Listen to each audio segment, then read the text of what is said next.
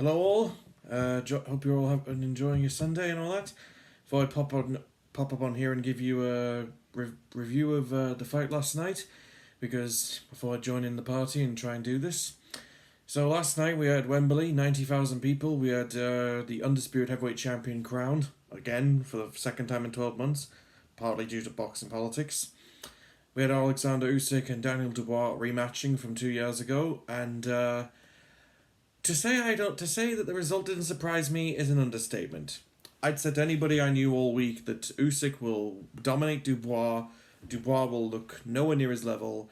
I said Usyk might get a stoppage, but I didn't think Usyk would get the stoppage he did in the round he did. I would have had it be more round 9-10 when he'd completely taken Dubois' worst, or his best.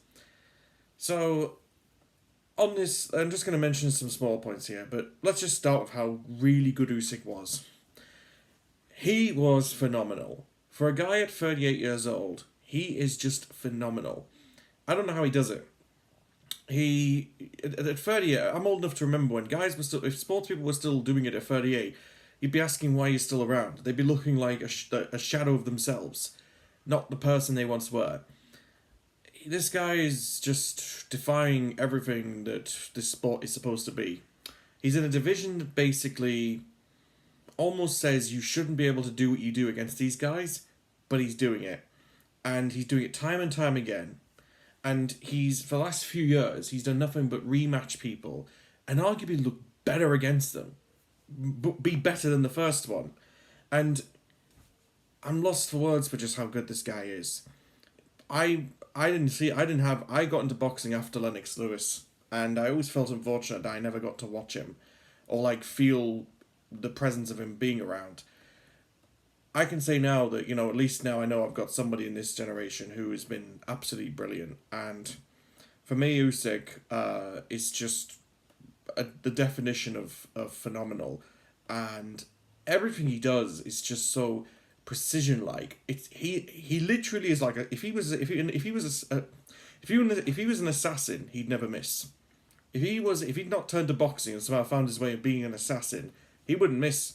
You would literally not want to be a target by him. He absolutely just hits you with precision punches.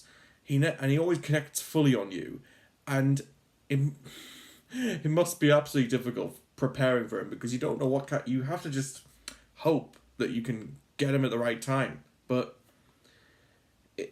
he's just phenomenal. Can we all just put our hands up and say this guy's now the best of this generation? He's beaten all the good guys. He's beaten all the top guys. Some people going into this actually thought Dubois had a chance. Talk sport propaganda, and all the fans who were wearing their Union Jacks, they would have told you Dubois had a chance. And luckily I don't live in that bowl. I've watched this sport long enough to know who I think is going to win and who I think isn't going to win. And for me, I just, I don't drink from the bold fish of propaganda. It was, I expected it to be like this.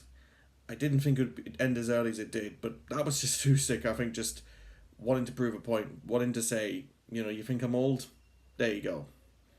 He was just utterly phenomenal, and there's so many things I could talk about Usyk, but I'll leave that for another video when I'm just focusing on him, because he's the best of his generation, and I don't think anyone beats him.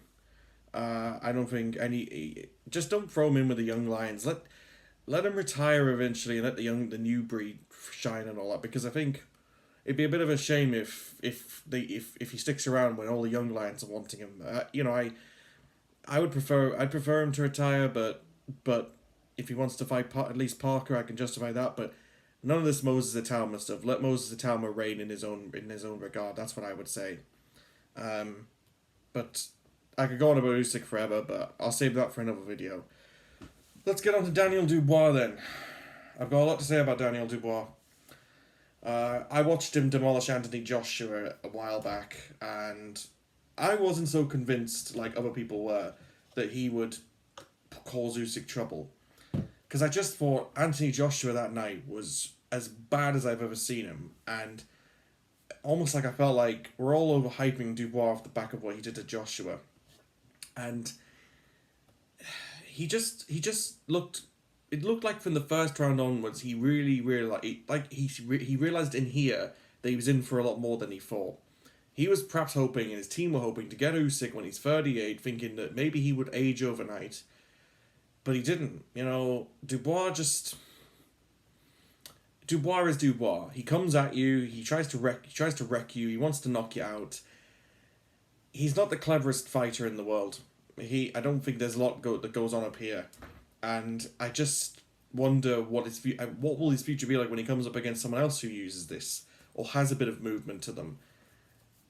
I look back now at that Parker fight and think that, yeah, he was pulled for it, and I don't think he deliberately pulled it. They deliberately did, but I think something in the back of their heads thought that they knew it would be a difficult fight, and they knew he might lose, and I think that's partly why I think they saw an opportunity at that moment and pulled him out to just go straight to this, because they didn't want to risk this. But they didn't pull. I don't think it was a deliberate attempt, because it got to the fight week. So, but then as soon as he had a cold, they realized we could just go straight to this one. It's too much of a risk. Again, I kind of feel like in some ways Dubois deserved a little bit of the beating he got last night, because interrupting Usyk when he's talking about his dad, that was a bad taste for me, and then trying to be all shouting in his face and trying to be Mr. Intimidator and trying to. Did you not see that didn't work again for Tyson Fury, Daniel? It didn't work for him, so why did you think it would work for you? I think he's too. I don't want to say it because I don't know what YouTube would do, so I'm just gonna leave it here. What I think is maybe up with Dubois, because I think there's issues that he's got that I won't go into, but I'll go into privately. And I just think he's too easy led. The guy still lives with his dad. I'm sorry, but that's a big issue for me. The fact that he still lives with his pet. As far as I know, he does. I could be wrong. Someone could tell me he doesn't, but his whole career has been boxing. From the minute he was born, his dad decided he wanted him to box. I wasn't really given a choice of what he wanted to do. He was chosen for him. And when he speaks in interviews, he almost like he believes his own hype, or believes he's something that I don't think he is. And he's never really rubbed up. The last few years, I've just felt like he's not really rubbed off on me very well. I've praised him for his mental comeback in terms of the fights against Miller, Hrgovic, and I'll give him credit for the Joshua one, but I still think Joshua was that bad that night. Dubois is 27, he can come again, but I think, they're going to have to do another rebuilding job mentally, because I think mentally will always be his issue. I think he's always been a flat track bully, and when the bully gets pushed back, I think you see they don't have answer. They don't like it. They want to be the bully and bully you into submission and win and feel great. And bullies always encounter someone who's afraid of them. And again, I just feel like, there's too many people in his corner and there's too many people telling him things, and I wonder why Don Charles is kind of working with him. He should absolutely have authority in that corner, and I don't think he does. That's a different separate video and all that. But Dubois, for me, I think he can still reign in this era, but I don't know. When I look at Moses Atalma, I see a guy who uses this and isn't just relying on his strength and his gargantuousness. And I just want to know. I want to see what Dubois does next, because I think Frank's gonna have a bit of a rebuilding job with him again, and they need to pick him the fights where he can. Again, what's the point in steamrolling people? What are you going to learn from it? He still has time. He's 27 years old, but he's got to try and improve something. Otherwise, he's gonna run into the same issue again and again. He's got to improve something other than the mental game. He's got to improve something, whatever it's the way he punches or the way he approaches it, or the foot, or just slightly improve your footwork, or just move your head a little bit. That would help. But that's just me. What do I know? So on this, Usyk stay or retire. I kind of just said he should retire. Why should he stay on is the argument for it. Maybe fight. The only arguable reason is just fight Joseph Parker and then sail off into the sunset. That's the only reason why he could maybe stick around, because maybe he gives Parker the fight that Dubois evaded Parker and all that. But it's not really a good point, because I can't see why. I can't see why he should stick around, but he seems to want to, and I think, okay, give me one more fight, and then I normally don't call for guys to retire, but in this case, I think it would be right, because you've beaten everybody. Who is there left to beat? Do you want to be a cannon fodder for the younger fighters coming through, and then, I always say, go out on the top, go out when people want more. Go out when people want more. Don't be Tyson Fury and do it 50,000 times, 500 million times to the point where we don't believe you. I think if Usyk retires, we all know he's done. And I also think, like, when I look at, like, the retire option, yeah, I mean, your friend Lomachenko just retired, and I just think that, the legacy is there. The legacy is there, and would I miss him being in the ring? Yeah, I mean, hell yeah, I would. I would miss his build-ups, but, you're going to be 40 in 2 years, and there's going to be a point where what you do now is going to eventually go, and I don't want to see that with him. I think I like sporting greats going out when their prime is just going, and people are all clamoring and wishing you come back, but we respect your decision. And so again, as I say, I think he should just hang up the gloves. But who are we to tell him what to do? It's his career, and if he still enjoys it, if he still likes the grind of it, and still likes the training, and still likes being in the gym, and still likes doing a fight, great. But my advice would be just one more. Fight Parker. Give him the fight that Daniel Dubois didn't give him.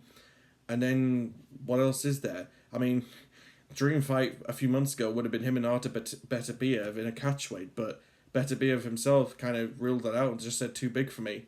And I shrugged when I heard that because I didn't want to hear that. But, that's Beterbiev himself saying that. That's not somebody from in the team who used to work with him. That's the man himself saying, no, wait, too big.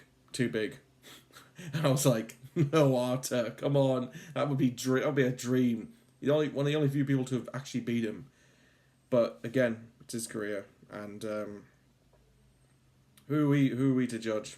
I just hope that I just hope that Usyk makes the right decision for himself. And again, if he gives us one more, let's just enjoy it. But if he retires, let's appreciate what we have witnessed. We have witnessed the best of this era. We have witnessed the best of this generation, post to Klitschko's, and he's now, for me, he's up there with the greats. Ali, Lewis, and now Usyk. Forget Mike Tyson. Sorry, controversial point. Mike Tyson's not an all-time great. The real greats beat him.